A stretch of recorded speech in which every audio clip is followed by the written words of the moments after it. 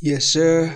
Welcome back to another video. What's up, YouTube? Welcome back to another video. In today's video, I'm going to make future type trap dark beats in FS3 mobile. So, guys, make sure you subscribe for me and comment down below, like, all that. So, let's make a beat. I'll try to explain what I added in this beat and everything. Let's go.